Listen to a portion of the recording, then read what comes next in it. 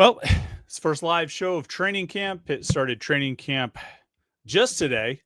Just got back from the South Side a few hours ago. It was a few hours ago. It wasn't, just recently, but we did just get back from the South Side a few hours ago. And now here we are going live to talk about everything we saw at training camp, the first day of training camp for Pitt. Pitt football 2025 officially getting underway, and we're excited to talk about it here. Swim Boyd already chimed in about 10 minutes before we even got started, said the first live show of the season is always a good time. I hope so. I hope it's a good time. I hope everybody has fun with it. I know we certainly enjoy doing it, but we were down on the South Side. Jim was down there watching practice this morning. I was down there in the afternoon with Jim for Media Day, where we talked to Panther-Lair and all the assistant coaches and coordinators and players and all those different things. We did it all. We got a lot of content coming for you at Panther-Lair.com. And so we're looking forward to getting all that out there and just looking forward to starting camp. I like you spend so much time talking about it. We've been talking about it for 8 months leading up to this point. I guess not entirely, 8 straight months, because every now and then we would talk about basketball, but pretty much talking about this for 8 months. And here it is. Training camp is officially here, and the start of the season is a month away. August 30th, Pitt will open the 2025 football season against Duquesne at Acrisure Stadium, and we'll be talking about it a lot between now and then. Of course, a couple housekeeping things. Make sure you stay tuned at Panther-Lair.com to get all the coverage from Media Day yesterday and training camp and the practice tomorrow and the practice on Friday and all the practices from now until the start of the season.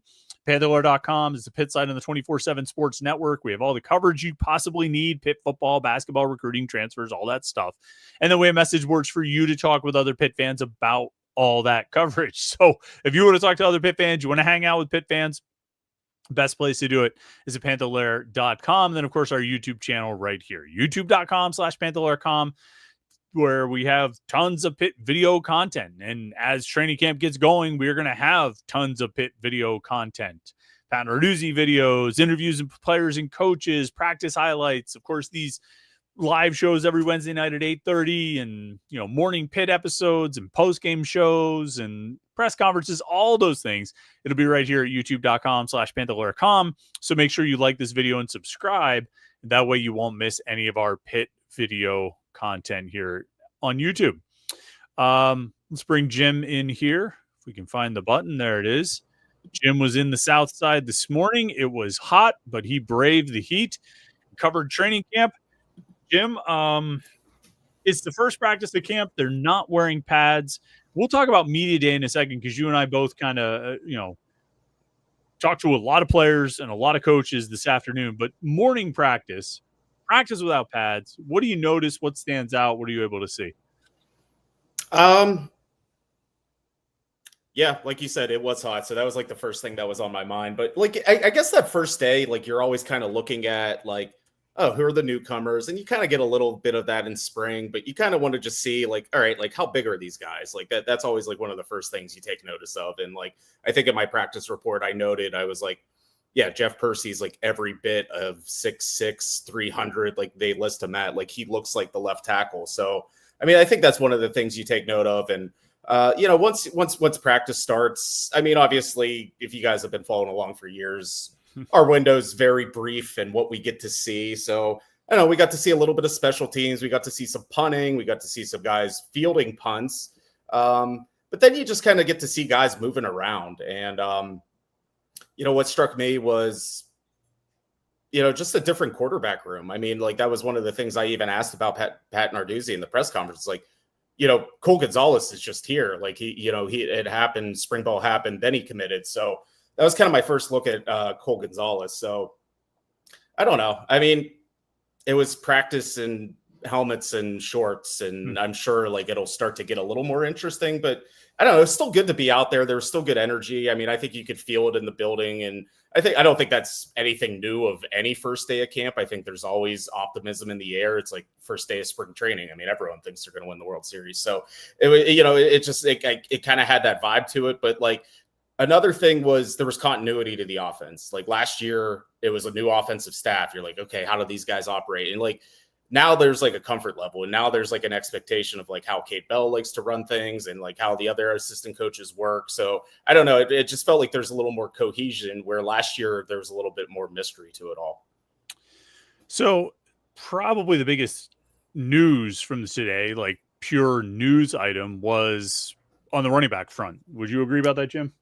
I would say that was probably the biggest takeaway, just because we normally don't talk about injuries with Pat Narduzzi. So for him to reveal, 3 injuries of note that are probably all guys out for the year, that was noteworthy. And I think we kind of talked about it at practice before we knew those guys were injured, that, oh, there's a new running back here. It's another Western Carolina guy. So there was a Jalen Williams was at practice. So we were all kind of wondering what his deal was. This is his 8th year of college football, which is, even Trey Tipton's like, wow, man. Yes. I would say the running back news was probably the biggest takeaway, just seeing it on the field and, hearing about it in the press conference, and even talking about it with just some of the assistant coaches and how the dynamic changed. So just to bring everyone up to speed then on what exactly is happening, you mentioned 3 season-ending injuries. In the case of one guy, a career-ending injury. Derek Davis had the severe knee injury in the game at Boston College last year, the regular season finale. Didn't practice in the spring, was expected to be out for a while. Turns out he wouldn't be back, before November at the earliest. So he's going to have a medical, whatever you want to call it, a medical exemption. He can stay on scholarship, won't count against the numbers. And Panther-Lair said he'll move into a coaching role. Then there's Sinquan Smith, who got hurt in the final game of his senior season.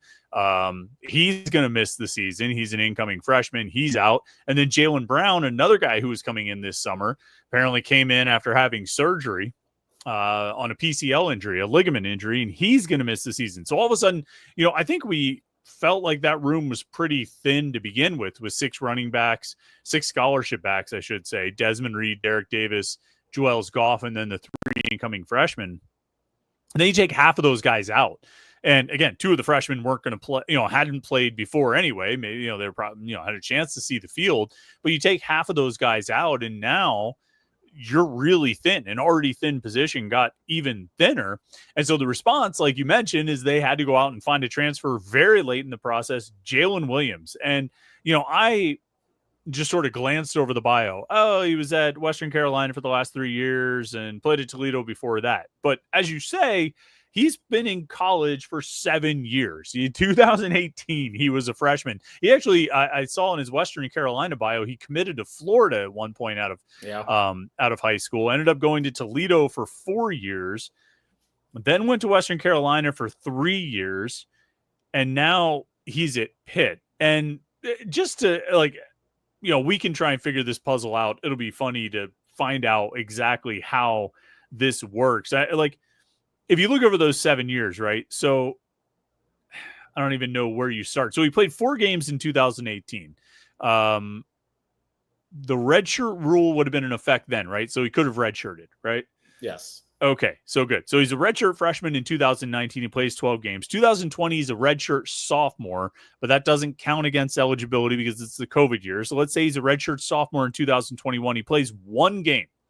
I don't know if he got hurt that year, his final year at Toledo, but he only played 1 game.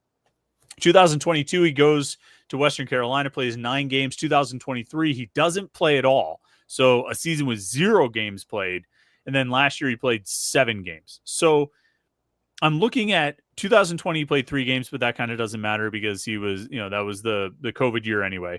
1 game in 2021, no games in 2023. I still don't know how that ends up getting him another year for this year. Can you make any sense of how exactly a guy ends up getting an 8th year, even with all those caveats we just mentioned, a 1-game season, no games played, a COVID season, and all of that? 8 seems excessive because even today, I brought up that Nate Temple's still around and people were like, what? Nate Temple's still here? And that's only 6 years. And even that one was well, he did miss 2 full seasons. That one's at least easy to explain. This one it's tough, but looking at him as a player, obviously last year, the funny stat with him is he had 34 carries and 10 touchdowns, 10, yeah, which is ridiculous. So obviously he was Western Carolina's short yardage back, and he is bigger, comparative to Ja'Karian Turner and Desmond Reed, but like he's not a big running back. Like he's just like he looks normal. Like he's like 5'11", like 210 pounds. Like that is like in every like that's what a lot of college running backs look like. So I guess in this offense that would make him a bigger back. And I don't know. I mean, I think there's some value in that he knows the offense. And I think that helped a lot of guys last year get on the field. And I think that's kind of why they brought in Cole Gonzalez. Like there is this little Western Carolina connection, but it does seem to work for them and they believe in it. So I think that's a good thing. And like, you know, when there's like, we talked all summers, like, do they need to add a transfer running back? By the sounds of it, like this is what you were probably going to get. Like, I think like the general consensus was like the spring transfer portal window wasn't that filled with talent. Like, I think Pat Narduzzi even said that today. He's like, we wanted another player. Nobody was good enough. We actually like John Wetzel better. So we'd rather take a freshman over anyone in the portal. So, I mean, I think in the end, like this is probably what people were clamoring to get. And I don't know. I don't know what to make of him other than he's probably the third or fourth running back on this team. I mean, I wonder what they could have found if they had looked in December. You know what I mean? If they had gone in December, because in December, they would have known and should have known Derek Davis is not going to be back for a really long time. And seemingly Sinquan Smith's going to be out for a while, you know? So like they knew at that point, they didn't have 6 running backs coming in unless Sinquan Smith like hid his injury, because I got the sense, I feel like it was in spring when we were like after the Blue Gold draft, like Lindsey Lamar, the running backs coach, was talking about, Sinquan Smith and Jalen Brown coming in. I don't remember him saying like, well, Sinquan's going to be out for a while, but like they should have known about that one. They should have known about Derek Davis. Now you're down to 4 running backs. Half of them are freshmen. Like I would think the urgency should have probably been there in December. Like you could sell me on, oh, we got these 6 backs. Half of them are freshmen, but you know, we think these 6 will be okay. Like I was okay with that. I bought that line of reasoning, but if that number was only going to be 4 with 2 of those 4 being freshmen, that's a tougher sell. And I think they probably messed up a little. Now, maybe there were no good running backs in the portal in December. I have a hard time believing that. I think you could have found someone. But I guess they got someone now and they'll bring him in. And like you said, he'll be the 3rd or 4th running back. It'll be Desmond Reed, Juelz Goff. And then, you know, this guy, when they want that, as Pat Narduzzi said, that bigger back type of role, which like you said, it's not, he's not even Daniel Carter really. Like wasn't Daniel Carter like 220 or 230 or something?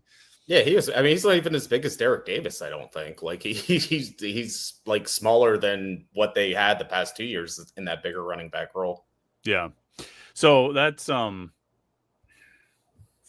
You know, I think like they're still going to try and rely on Desmond Reed as much as they can. I think they're going to try and rely on Juelz Goff, and I think they'll get Ja'Karian Turner on the field as well. He got a bunch of mentions. You and I asked the players about breakout candidates this year and which guys we should be keeping an eye on. And Ja'Karian Turner got a lot of mentions. I don't know. Do you have anything more to say about that running back situation? Because I kind of wanted to move on to some of these breakout players, which are interesting. Did you have any other thoughts on the running backs? Not for now. That was okay. I think we got it for now. Yeah, I don't know what else there is to say. I mean, it's the situation we knew it was, just with even fewer than we thought it would be. Right. You and I, we like to do this on Media Day. We like to sort of survey the players and ask them a bunch of questions. And one of them is always, who's a breakout candidate this year? And I counted, you and I surveyed, I think 21 players, veteran guys who came in and talked to the media today. Between the two of us, we surveyed 21 players and we asked them who's a breakout candidate, who's somebody to keep an eye on, who's somebody who's under the radar, but we should be talking about more. And the results we got, they named 27 different players. The 21 guys we asked named 27 different players. I think there were like 53 total mentions of 27 unique or individual players. And Ja'Karian Turner got 3 votes. As a breakout candidate. He did not get the most votes as the breakout candidate. Jim, do you have a guess on which young player got the most mentions from the veteran players we talked to today as a breakout candidate guy to watch for this year? Jeremiah Marcelin? That's correct. He was mentioned 5 times, just ahead of Shadarian Harrison and Tony Kinsler, who both got mentioned 4 times. I wasn't surprised about Harrison. defensive No. most improved player of the spring. I think everybody's talking about him. Everybody has high expectations. Even like Rashad Battle and Tamon Lynham both mentioned him. And presumably they would be guys whose jobs would be threatened by Shadarian Harrison. Like any rep Shadarian Harrison gets is going to take a snap away from one of those guys. And even they were saying like, he's the man. He's going to be awesome. He's the dude, or he's a dude to watch this year. So I thought that was kind of funny. Tony Kinsler is interesting, Jim. I think because, and a variety of guys mentioned him. I think offense and defense players mentioned Tony Kinsler, the freshman wide receiver. I think we've talked about how a freshman receiver is probably going to contribute this year. I don't know. Was there a front runner coming out of spring camp of which one? Because all three of the freshmen, Tony Kinsler, Bryce Yates, and Cam Sapp, all got mentioned by the veterans today as young players to watch. Was there a favorite coming out of spring camp? And I don't know. Can you tell them apart?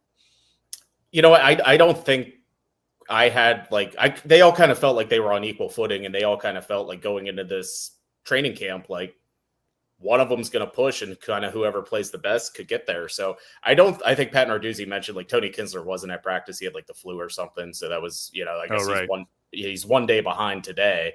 But I don't know. I always kind of like Cam Sapp. Like I think the few practices I did in the spring, like he was making like going up and jumping and make plays. So they're all very similar. And like I think we've said this before. Like this coaching staff has a type when it comes to wide receivers. They all kind of look the same. So it's all about like kind of grasping the playbook and things like that. So I think one of the things I heard about Kinsler today, just talking, or even Narduzzi might have said it, is he's raw, but like just the natural playmaking ability he has might be too good to keep him off the field. So I think that was one of the takeaways Narduzzi said. It's like he's going to help us in some way, whether that's, I don't know, special teams or, getting on the field a receiver, and hey, maybe they'll move him to running back. Who knows? I mean, I guess there's a need for that these days too, but it sounds like he's going to play. And there's a couple true freshmen, which is, it's surprising, but because it is a veteran team. I mean, they have like starters or veterans back at almost every position, but it does feel like there's going to be some freshmen, some redshirt freshmen that help this team this year. Over under 3.5 freshmen who burn their red shirts this year, play more than 4 games.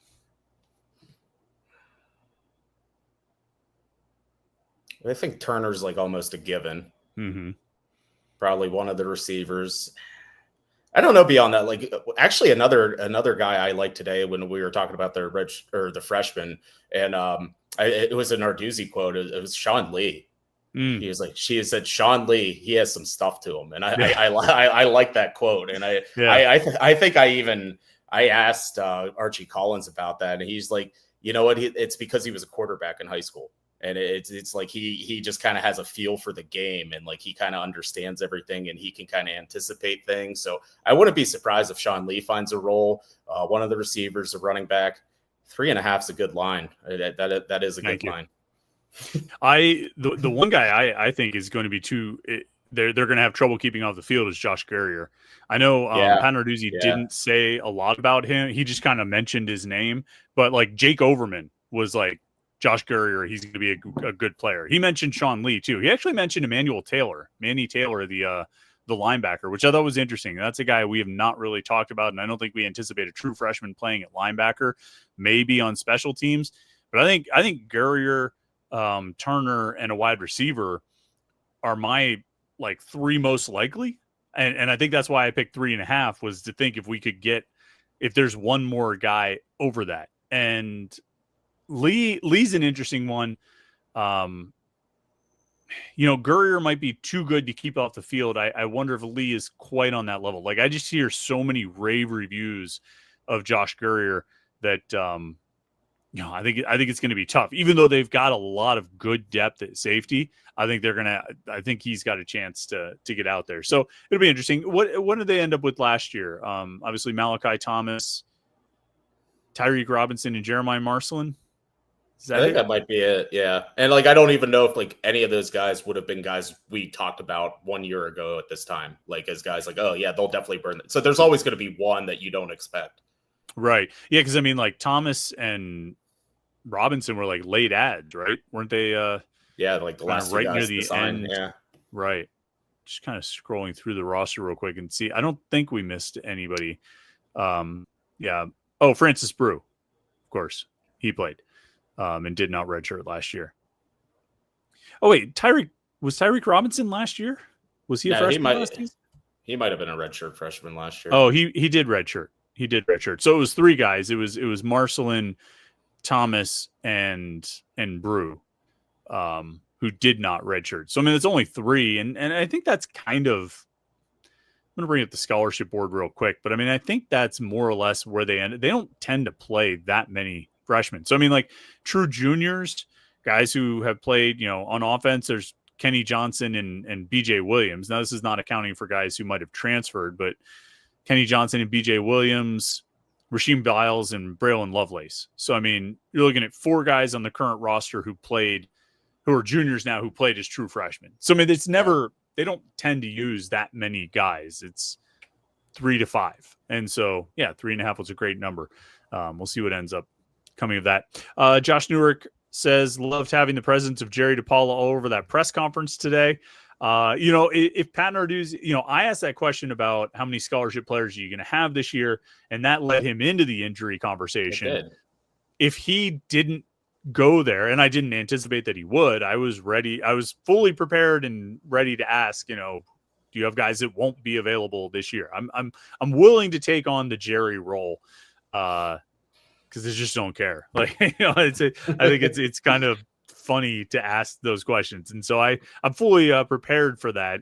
But Pat Narduzzi took it away. He always says that he'll tell us if a player season, right? So I guess that's the excuse you can make with Davis and Smith and Brown.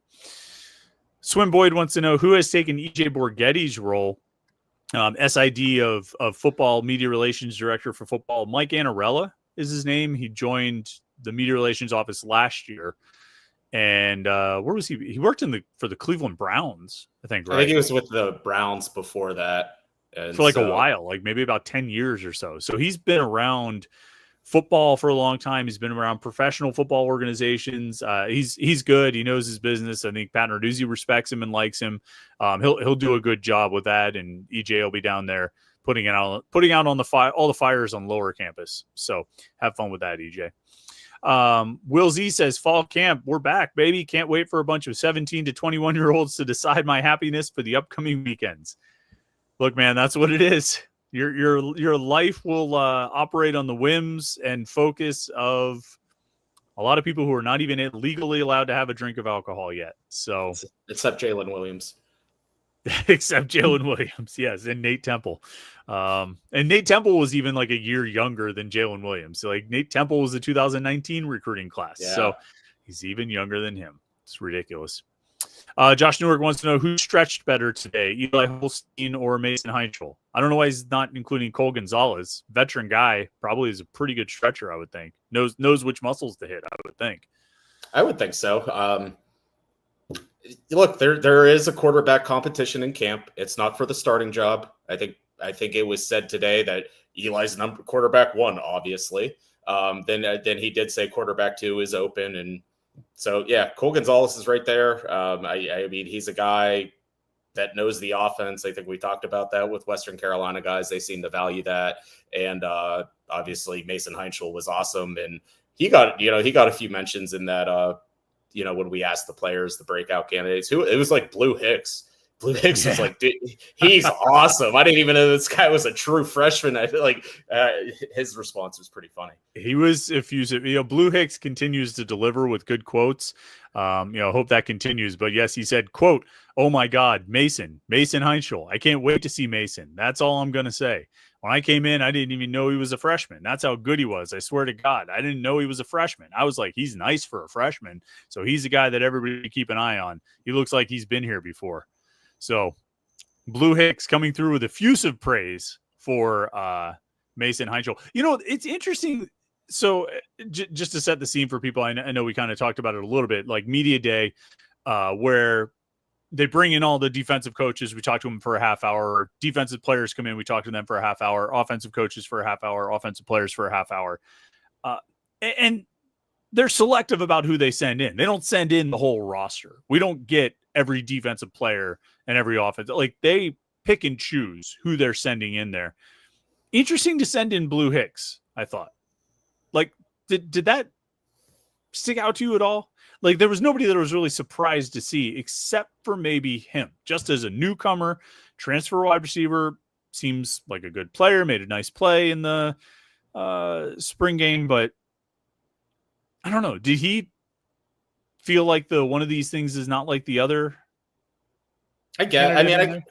I guess like him and Jaden Moore, like Jaden, like yeah, Jaden Moore. There's like two transfers that, we really haven't seen play other than a few practices here and there. So like I was a little surprised they were in there. Like for the most part, it's guys you would expect. It's Kyle Lewis, it's Braylon Lovelace, it's Kenny Johnson, it's Eli Holstein, Desmond Reed. Like it's like the main guys on the team. So it was interesting to send in a couple of transfers just because I don't know, like they're new to all this too. So it's just a little surprising. And like young transfers, it's not like, meanwhile, they didn't send in like Jeff Percy, right? Or Kendall Stanley, like one of the more veteran transfers. They sent in some young transfers who maybe don't have a whole lot of playing time or experience. So I thought that was interesting. Also on the wide receiver front, Raphael Williams was in there. He didn't practice at all in the spring because he was dealing with an injury, but Sincere Lee was not there. Right? I didn't miss him, did I? He was not at media day. He was not at media day. He also did not practice in spring camp.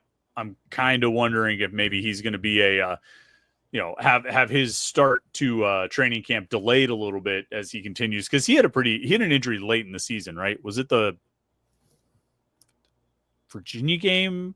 Yeah, it was like Louisville a weird game, or Clemson maybe. It was a home game. I think it was a Clemson game. I think him and Daniel Carter both like got hurt towards the end of the game. So I can't report on guys who did not participate, but I thought Sincere Lee looked pretty good running around out there today. So you're reporting on guys who did participate. Correct. Okay, good. Josh Newark wants to know, what were Pitt's passing versus rushing splits from last year, and how did that compare to Cade Bell at Western Carolina? Raw numbers last year, Pitt had 422 rushing attempts and 500 passing attempts. So right there's an imbalance. Now that 422 rushing attempts includes 81 rushing attempts from Eli Holstein and 35 from Nate Yarnell. So you're looking at 116 rushing attempts. Oh, and 21 from Julian Duggar, but a lot of those were probably actually designed runs, right? I would say so. Yeah. So like Yarnell and Holstein, they had 116 rushing attempts between them. Random number off the top of your head, Jim, out of 116 rushing attempts from those two guys, how many were scrambles and sacks, you think? 75? 80? Yeah, I would guess that. I mean, I think we talked. It seems like I was surprised you had these numbers like ready to go, like just with. I have a tab with the PDF of their stats from last year that's just always open. And so because I go to it so often, and it's such a like multiple tab opening process to go to their website, where you click one thing and opens a new tab and click another thing, and it's their weird HTML stats. To get to the PDF takes a while. So I've just had it open and just left it open. It's come in handy. You don't do that? You don't keep the tabs open? No, I just fight through it and just bicker, like trying to click on those 10 links to get to them. Yeah. See, this is why I have it. So anyway, if we want to call like 80 or so of those quarterback runs, sacks, and scrambles, you're now looking at between 550 and 600 pass play calls, dropbacks, right? And 330 to 350 actual rushing attempts. I actually can look on Pro Football Focus. The quarterbacks, according to Pro Football Focus, the quarterbacks dropped back 603 times last season. According to Pitt's official stats, Pitt ran 922 offensive plays. So you're looking at 600 to 300, basically. That's a pretty heavy imbalance in terms of rushing and passing. To go back to Cade Bell's 2023 season at Western Carolina, they also have a wonky stats site. Loaded faster than I expected it to. Again, raw numbers, 360 rushing attempts, 401 pass attempts, but Cole Gonzalez had 54 rushes. And, it's an imbalance. It favors the pass. I think last year Pitt was probably even heavier toward the pass than it was at Western Carolina. Off the top of your head, would you have said that it was you know, 3-2, whatever, 67% of their play calls were passes. Would you have assumed it to be that imbalanced? Maybe not quite that high, but I mean, that like you could definitely feel like it was more of a passing attack than, obviously the 2 prior years. Like there was definitely more of an emphasis to it. So yeah, I don't know if I would have guessed that high, but like you still look at like Desmond Reed, like one of their best players. Like he wasn't 1,000-yard rusher, but like he was like however many all-purpose yards he had. So like so many of his touches, like it doesn't matter whether he gets a run or a pass, like he's still involved in like pretty much everything they do. So yeah. And I mean, he had 1,500 offensive yards on, 230 touches. So whatever the math is on that, he's averaging 5 or 6 yards per touch, right? And so it doesn't matter if he's catching passes or taking handoffs. He's churning out those yards for your offense, and he's moving the ball down the field. So I don't know what Josh was getting at, but they throw the ball a lot more than they run. But they also have a running back who's pretty good at catching passes, so they're able to generate a lot of offense that way. Let's see. Quick hoops detour for Anthony D'Orazio. Damian Dunn maybe hopefully gets another year. What do you think about that news, Jim, when it became like a potentially sort of real possibility? Yeah, I mean, I think it's interesting. And when I first heard it, I was surprised just because like at the ACC tournament, like he wasn't there. Like it kind of seemed like he was done with Pitt, done with college basketball. He was like a 6-year guy. Like he was ready to move on. So I was a little surprised, but like, I don't know. I mean, it would be interesting. I don't know how much that really affects them too much. I mean, it does give them another veteran guard. It does give them more scoring. I mean, I still think the questions about their outside shooting remain, even if he were to come back. So, like, I don't know how much I love it either. Like, they have like 3 young shooting guards, sophomore or younger, that were all 4-stars. Like, I kind of want to see them play. Like, I kind of want to see Brandon Cummings and Noyes and Amari Weatherspoon like kind of get those minutes. So I don't know if like Damian Dunn's what's going to push them over the top, but maybe he does. Maybe I'm wrong on that. I think they might be a little bit too far from the top to have one player push them over. I think he can help defensively. I mean, I think that's the biggest thing he would add is give them arguably their best defensive guard, right? So, I think they, because the guys you talk about, Noyes and Brandon Cummings and Amari Witherspoon they're young. You know what I mean? They're not experienced. I don't think they're going to be as good defensively as Damian Dunn would be. And since that's what these coaches seem to want to commit to is this, knock down, drag them out defensive team. I mean, he fits that mold. He's not going to, I don't think he helps all that much with the scoring. I wasn't really knocked out by his offensive game last year when he was playing, or at least when he was healthy. Thought he was fine. But I think he helps defensively if he does get cleared and comes back, which it sort of feels like that might happen. It might happen. I mean, we're getting late, like into this like process, like, school starts pretty soon. Like, and you would have to assume like there's other 6-year guys, like kind of like on the fence sitting here waiting. So like, yeah, come on, NCAA, like let's get a decision one way or another. They're not exactly known for taking people's concerns under consideration.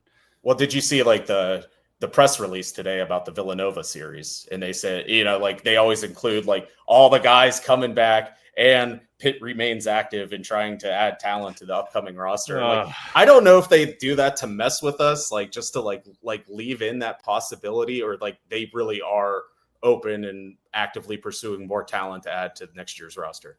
Well, it's like somebody, I think Pitt Chag pointed out on the message boards, like they didn't put it in some of the other press releases. You know what I mean? Like the press release about Roman Cialepa, they didn't put it in there, or the press release about how they keep adding international talent, they didn't put it in there, and now all of a sudden it's in this one.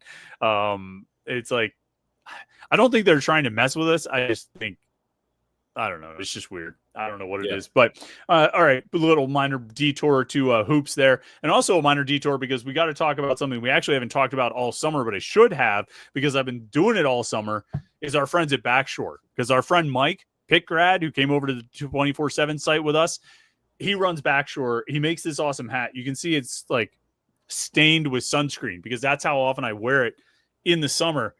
getting a little thin on top, Jim. Got to protect what's up here, because there's not a lot of hair to do it, and sunburns on the top of your head really suck. So I've been wearing my backshore hat all summer. We're at the beach. Went to a sweet lake in West Virginia a little while ago. It was perfect. Kept it protected. No sunburns on this noggin here.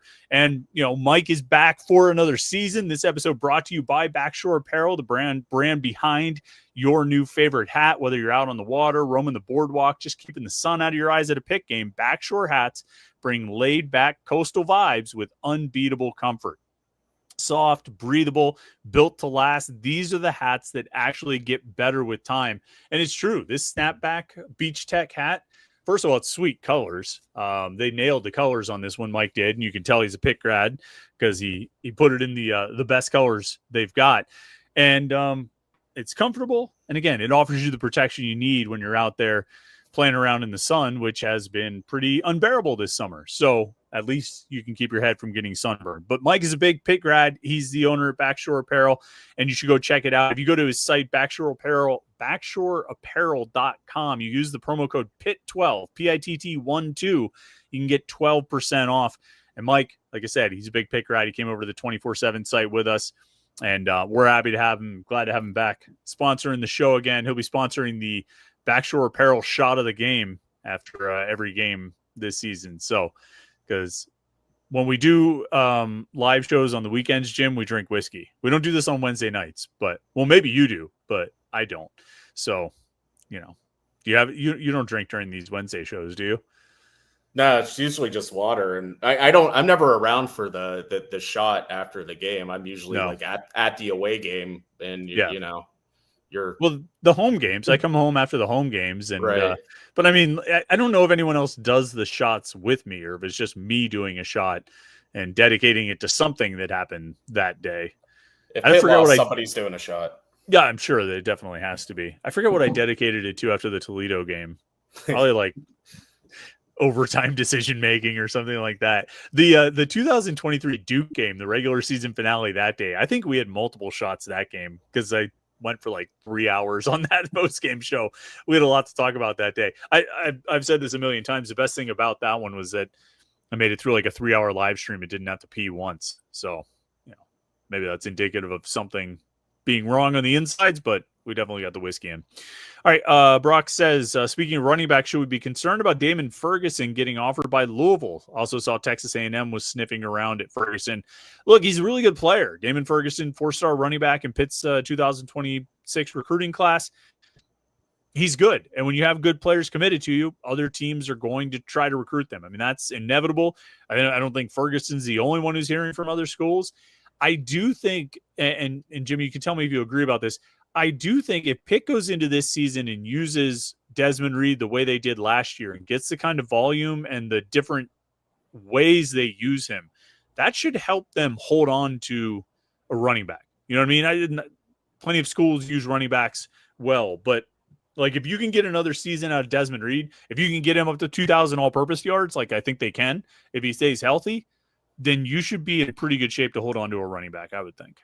I would think so too. I mean, I think that's a great selling point. And Damon Ferguson's really good. Like, he's the type of good that like he might be Pitt starting running back next year. Like, he's like a impact type of guy. I think Ohio State like kind of was sniffing around on him like even before he committed to Pitt in the spring. Like like those type of schools were looking at him. So like I think this was inevitable. I think it's been happening since he's been committed. I think even Texas, like even beyond Texas A&M, was also like somewhat interested in him. So he's a really good player. I don't know if like Louisville in particular is the school you should be concerned about. I think just him being a good player is what you should be concerned about. Right. Josh Newark says if Braylon Lovelace is the second coming of Servassier Dennis, we will have the greatest collection of linebackers ever. The new linebacker you. I don't know about the greatest collection of linebackers ever, but maybe the greatest collection of linebackers in Pitt history. Right? Like, I can't think of another time when Pitt was this strong across the board at linebacker with the three presumed starters of Kyle Lewis, Braylon Lovelace, and Rasheem Biles. Like, I don't think we're overhyping these guys. We're probably overhyping them a little bit, but I mean, I think they have more than earned the hype and the praise. And I like, I just can't think of another group that I've seen that I've in the 20 years I've been covering the team. I can't think of another group that compares with the playmaking ability, the consistency, the experience, and just what I think these guys are capable of this year. Yeah, I mean, when's the last time they had two pros? Like on it, we're going like what, HB Blades, Clint Session, like in the same linebacking group. Like it's so like we're talking like a 20-year phenomenon here. So like yeah, they're very good. But it's been years of hard work. Like Ryan Manilek's really like dug his feet in and like really just made this thing happen. Like recruited well, developed well, and he has good players. And like it's something that's gonna continue. Like after these guys are gone, and if they can hold on to like guys like Jeremiah Marcelin and Cameron Lindsay, like that's that next wave, and they're really excited about those guys too. So, yeah, I mean, like, then you get to the point. It's like, oh man, we got to watch out for Ryan Manilek. We like everyone always had those conversations about Charlie Partridge, but like if he keeps doing this and keeps putting out guys, and guys are all Americans, and yeah, you're gonna have to watch out for him too. Well, there's a solution to that, and it's where your defensive coordinator, who is in his 70s now. How old is Randy Bates? Randy Bates is pretty old, and I mean he's still going, he's still kicking and doing well, and I mean he's talking to him today, he's got as much energy and fire as ever. I'm looking at his bio real quick. He graduated from Ohio State in 1983. So what's the math on that? No, because you can't even count the math back from that because he went to the Navy. Oh. So he was a lieutenant in the Navy. I mean, he's got to be, if he's not 70, he's very close to it, right? So he probably, you would think, would just have a few more years before he retires. And I've sort of gotten the impression, I know Corey Sanders is the assistant head coach or associate head coach, whichever one it is. But I've sort of gotten the impression, I think Manilek might be the guy who gets tabbed for the DC job. So that's one good way to hold on to him, is if your DC retires and you keep him. They've got it. It's a really good staff on defense. You talked to Tim Dowse today, didn't you? Defensive line coach. Yeah. I like that guy. He's an interesting guy. He's engaging. He's a good interview. He's a good one to talk to. Yeah, and I started off my interview because like I was watching practice and I caught an interaction, and it's Trevor Summers. He's a true freshman. Today was his first college practice ever, and like he was going through a rep and just trying to be perfect. And like Tim Dowse stopped him. And he said, like, dude, you're allowed to have fun. Like I know we're being serious, but you're allowed to have fun. And I wanted to ask Tim Dowse about that. I was like, like what is kind of your approach to like, it seems like you're this hard, tough coach, but at the same time, like the guys really like you. So like, he talked about like you have to keep things loose, but like defensive line is kind of an aggressive position. So you kind of have to like play both worlds to it. So like it was interesting to talk to him, and was able to pick his brain for a while. And like, I don't know, I asked him a couple questions. He's like, oh, like you did your homework. I was like, dude, like I've been writing about Sean Fitzsimmons before you even know who he was. So like, yes. Come on, man. Yeah. Like these guys sometimes get surprised when we'll say something and like mention some like third string guy or some kind of depth. And they're like, oh yeah. Yeah. It's like, we know, like, do you realize this is all we do? Like we just sit around and talk about Pitt all the time. Like or write about Pitt or talk about Pitt or text about Pitt. I mean, like, this is it. Like, I don't think they realize that like outside of that building, like we're that next level of, and not just you and I, but like the people on this live stream, the people on our message boards, in terms of people who spend the most amount of time thinking about Pitt. It's like the coaches and then like our little world here that we inhabit. And I don't know if they really realize that we spend as like, you'll say something to them sometimes and they'll be like, wait, you're actually thinking about that? Like you're asking me about that? Or, like that's on your mind. But not funny, but the thing about Tim Dowse too, is like when he got hired and I asked different people, I was like, so what's the story with this guy? People who worked with him before, or people who knew him, like across the board, one of the consensus reactions or reviews of him was like, really good, like family guy, like a really like genuinely good person, sincerely good person. And I get that vibe. I mean, you can't always tell from interviews. You never know who's putting on a front, but like he genuinely seems like a good person, a good guy. I can see why the kids like to play with him. I'm sure he gets on them sometimes, but I mean, he's fun. He's a good interview. He's fun to talk to. Josh Newark wants to know, was the plan to play Shep Turk at center all along, or are they just getting him some backup experience? I don't know. I mean, I always thought like an interior guy. Jeremy Darvo, actually, the offensive line coach today, I was talking to him about this or that, and he was like, I kind of want all my interior guys to be able to do all three spots, both guard spots and center. Like, not just have you guys are only centers and you guys are only guards. He wanted all the guards to be able to snap, basically. So I think they always envisioned Shep Turk as an interior lineman, and if that's going to be the case, then they're going to teach him to snap. I was a little surprised. Pat Narduzzi, what was even the context? What was he asked that he brought up Shep Turk? Do you remember? I think it was just like the general, like, who are some off the radar guys, and he just started rattling off like some true freshmen and things like that. I think that was the Shep Turk interaction. That sounds right. That's I don't know why you would mention an offensive lineman. I mean, even if they look good, like offensive linemen aren't playing. Like freshman offensive linemen are not getting on the field. I tell you, somebody who got two mentions that I think are interesting. Pat Narduzzi mentioned him, and then did only one. I'm trying to think. He got mentioned during the breakout players. So two people mentioned him in the breakout players. Zach Crothers. He's a redshirt freshman, right? Redshirt freshman defensive lineman. He get hurt last year, and so like basically didn't practice, like never saw anything of him. Does that sound right? It does. Okay. And then Pat Narduzzi mentioned him today, said, quote, Crothers had a heck of a spring as well. We're excited about all those guys. Crothers can play inside if we need him. I think he's big, strong, uses his hands well. That guy might be an elite 3 technique one day too. He can do it all. And then two players mentioned Zach Crothers as like a guy to watch, a potential breakout. He was not on my radar at all. I mean, I think like there's a lot of upperclassmen and transfers to talk about on the defensive line. So maybe that's part of the reason why. But like that was not really a name I was expecting to hear today, even once, let alone 3 times.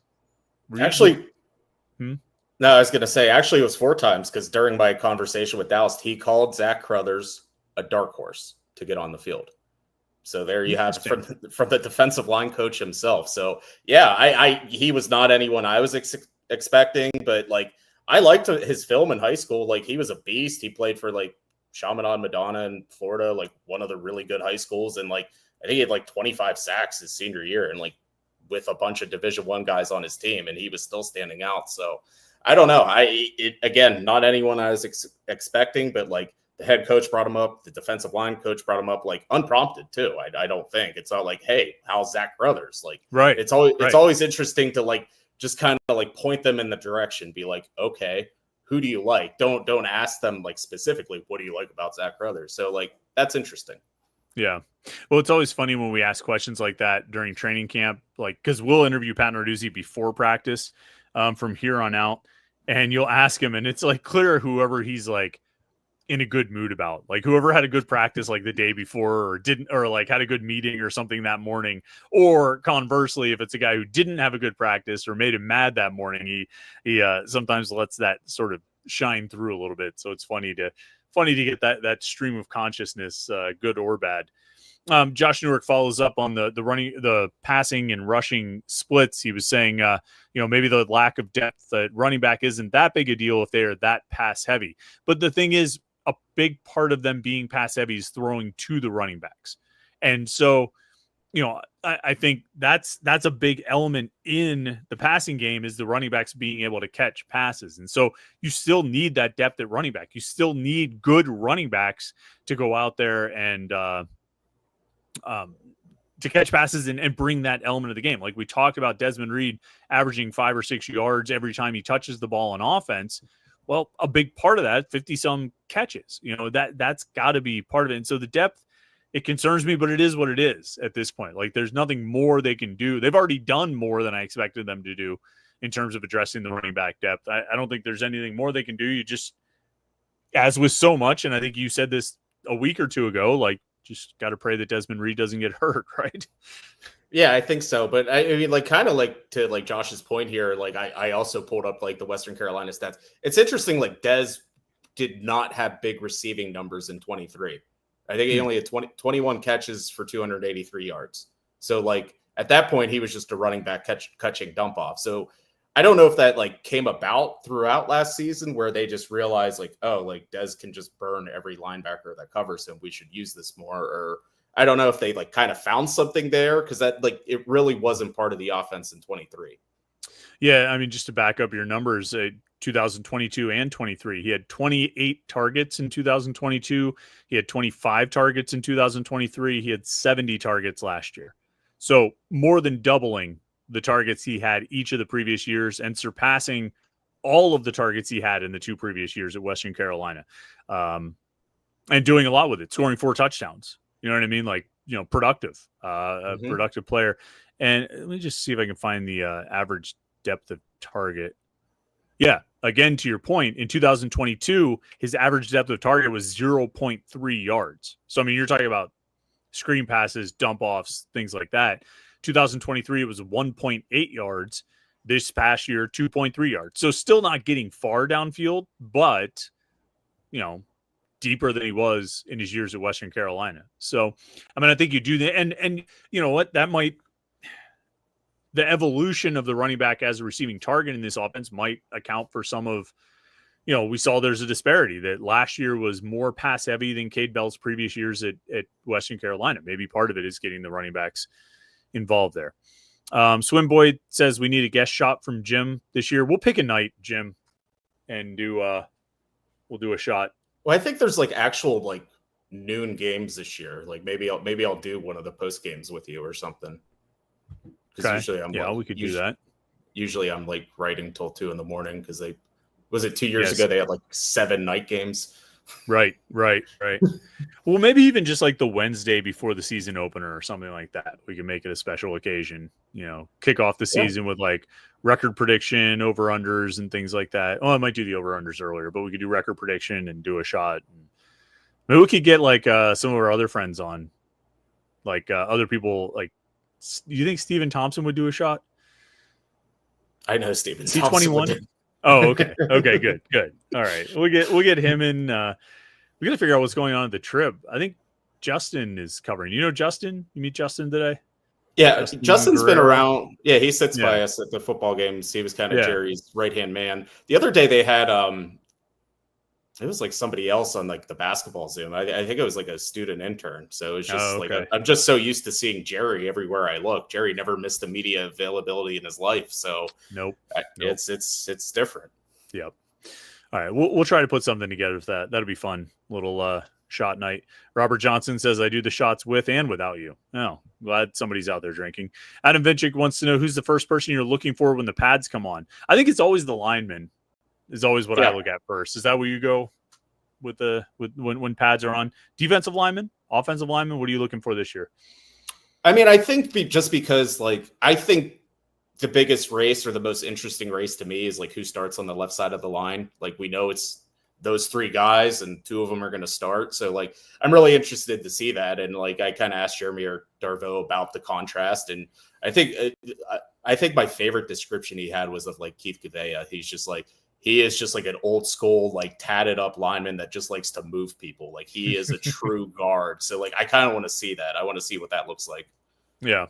It'd be interesting to see how that plays out too, of who ends up starting at those spots. We'll keep an eye on that throughout training camp. Ethan Andre wants to know, who do you guys think is the most dangerous with speed on the team? I think it might be Des Reed.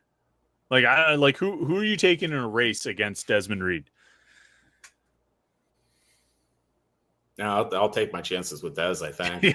Yeah. I mean, like he has the reputation, and it's a well-earned reputation. It's not like built on hype or anything like that. He really is that fast. And so, yeah, I don't really see. I mean, there might be somebody else. I'm sure receivers, like Blue Hicks can run, and it seems like Shakarian Turner can run, and I'm sure all the receivers should be able to run. But like Dez, like in a race, I'll probably go with Dez. Yeah. Blue Hicks would probably say he could beat Dez, but and I like that about him. I do too. I appreciate every interview opportunity we've had with him, because I think we've said this going back to like January that we don't feel like there are going to be many of them, and somehow we keep getting more and more. And so I'm all about it, and I I appreciate and enjoy every time they bring them out to us. So anything else stand out today, Jim? Any other notable themes or topics or comments or things that people had today at media day or camp while you were watching practice? I thought one of the interesting things when we talked about with all the players asked about leaders, I don't know if you got this answer a lot. I got a lot of Jake Overman. And I kind of dug a little bit more into it. Jake Overman leads like kind of like a Bible study group. Several players got baptized with Jake Overman. There's like a real thing going on there. But just even like on the football side of things, like kind of taking reins to it. And I thought that was interesting just because this is only his second year in the program. It's kind of interesting for a transfer to just come in and kind of assume that role. But I don't know. That just kind of stood out to me that Jake Overman's like kind of one of the big leaders of this team. He's also blonde now. Yeah, he kind of has the Lucas Kroll haircut, or hair color at least, not the haircut. Lucas Kroll. I was kind of thinking. I was trying to think of someone more bleach blonde, like Eminem or something. Yeah, but either way, you see Max Hunt walking around. He also has that same. He does. Yeah, but he's had that as long as I've ever seen him.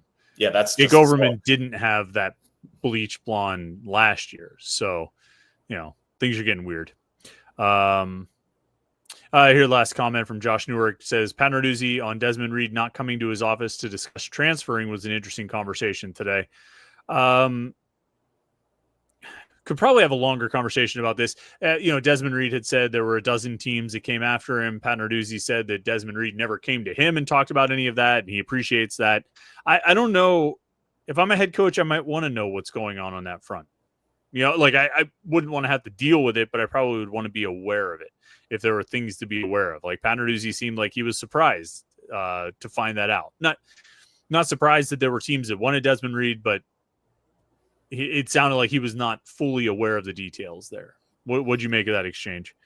Yeah, I mean, I guess that's good. Like yes and no almost, but like sometimes whenever a guy goes into Pat Narduzzi's office and says like these teams are talking to me, that usually means we're negotiating. So like maybe like I think like he kind of said like maybe I don't always want to know that. Like maybe like as long as we have a good relationship, we have a good understanding, you like our program, you like our role in our program, that's good enough. Like maybe I don't need to know the gory details. And sometimes when he hears the gory details, that means he has to start negotiating.